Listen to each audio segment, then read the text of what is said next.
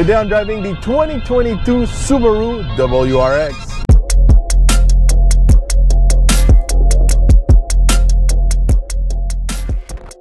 Today I'm in the Kingston, Ontario area. This is the 5th generation for the WRX. So a brand new model, a lot of changes. And today we're gonna test it on multiple roads, on pavement, gravel roads, maybe a little bit of mud. Under the hood of this new WRX, we can find a new engine. It's a Boxster 4-cylinder, 2.4 liter, good for 271 horsepower and 258 foot-pounds of torque. This is a direct injection engine, and it's matched to a 6-speed manual or a new SPT automatic transmission. So a big improvement there compared to the previous model. So larger displacement engine. We've got a little bit more power, a little bit more torque, a more linear power, kind of like torque band, horsepower band, all through the RPM range. For the new automatic transmission, there's a lot of improvement also. The upshift are 30% faster and the downshift are 50% faster also. So big improvement for the automatic. So if you don't like the 3-pedal car, so that's a big improvement if you're interested to buy an automatic. All right, I'm gonna test the acceleration. There's no launch control, but we've got the all-wheel drive system.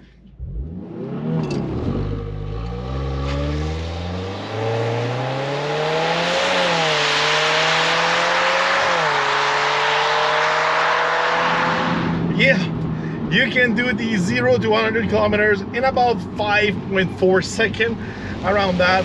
I feel the manual transmission is more aggressive, quicker off the line. With the automatic transmission, doesn't feel as aggressive as the manual transmission. Obviously, with the manual transmission, you can play a little bit with the clutch and dump it at higher, RPM. The WRX is one of the only entry sport all-wheel drive model you can buy on the market. And that's a big plus for the Subaru. But in this segment, the WRX will compete mostly against the Golf GTI or the new Hyundai Elantra. And even if those models doesn't have the all-wheel drive system, those are different models, but same kind of performance focus, I could say.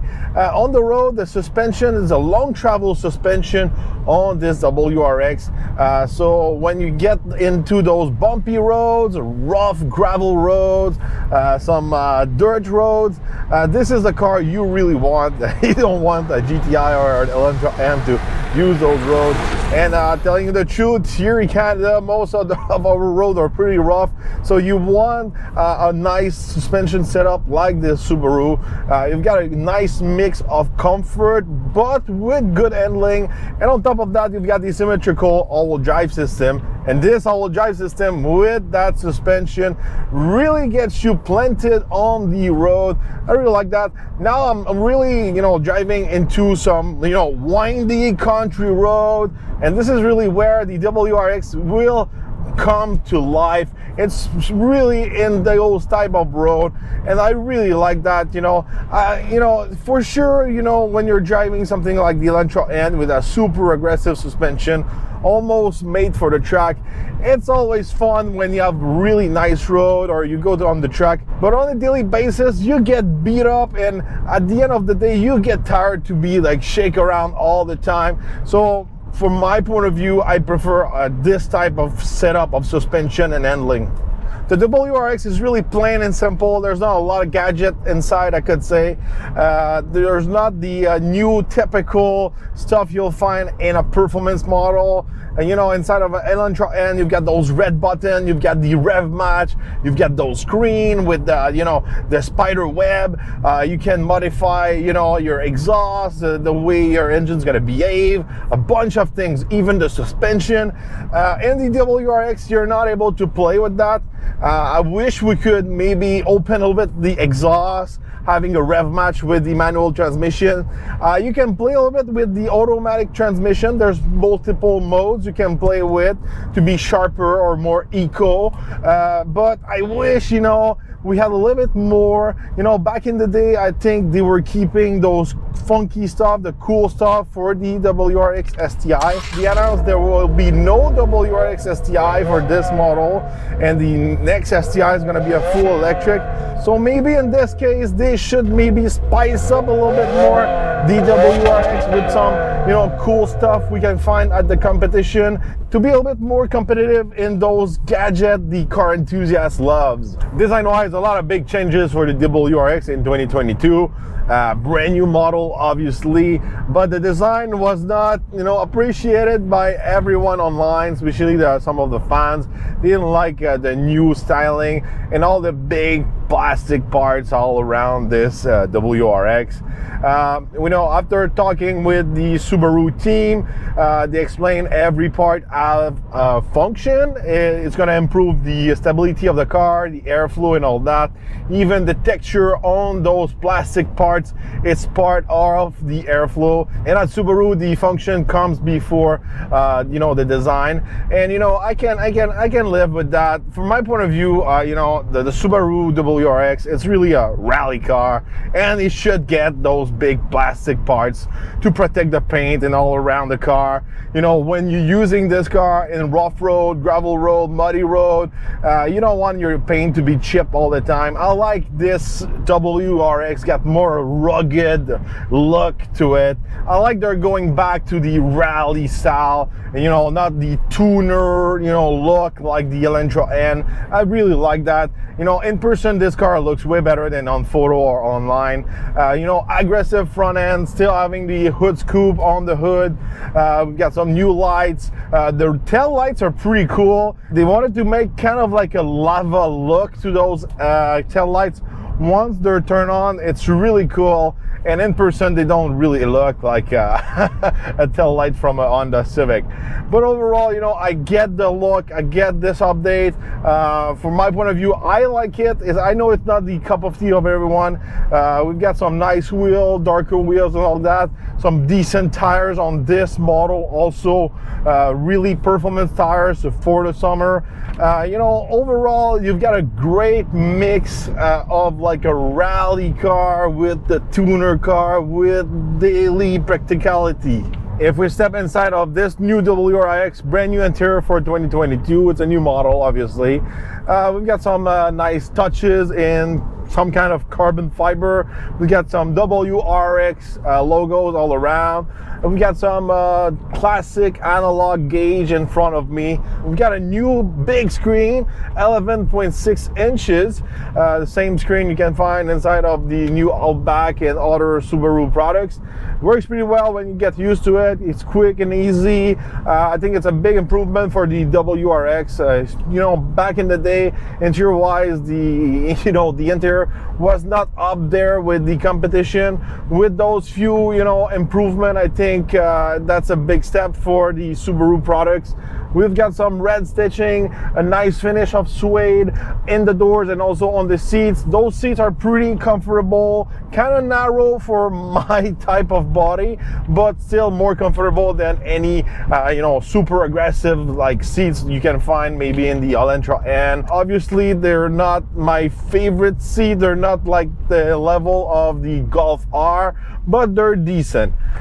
Tech-wise, you've got the Apple CarPlay and Android Auto with the wire, not wireless. There's no place to recharge my phone wirelessly. I think there's like something missing here, maybe a armrest or something. I don't know. Something is missing in the metal console here, you know, while I'm driving today. Otherwise, you know, this car is longer and a little bit larger too, so we've got a little bit more space in the front and also in the back. In the back, the space is really decent, practical for this type of car. You know, while we had a quick walk around with the Subaru team, we had a demonstration. Someone who was about 6'1" was able, you know, to have a nice driving position and fit behind himself. So, you know, that speaks a lot for the space. So that's a nice improvement for the WRX. If we take a look at the trunk, decent amount of cargo space. We've got 354 liters of space in the trunk.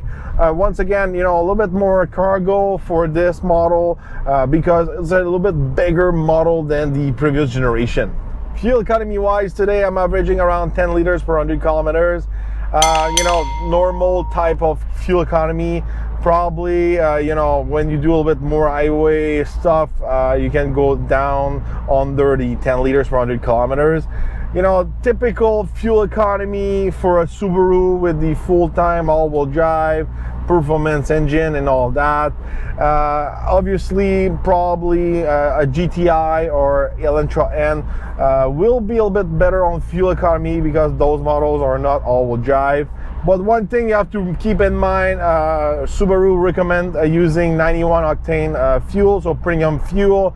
It's a little bit more expensive. You can put 87 inside of this WRX. It won't void the warranty, but still the mapping, the tuning of the engine, it's really made for that higher octane fuel. So that's something you have to keep in mind. Price wise, the WRX starts at $30,995 Canadian.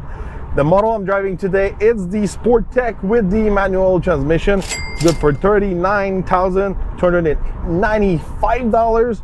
And if you want the top of the line, fully equipped with the automatic transmission and the eyesight and all that, it's good for $41,895 Canadian.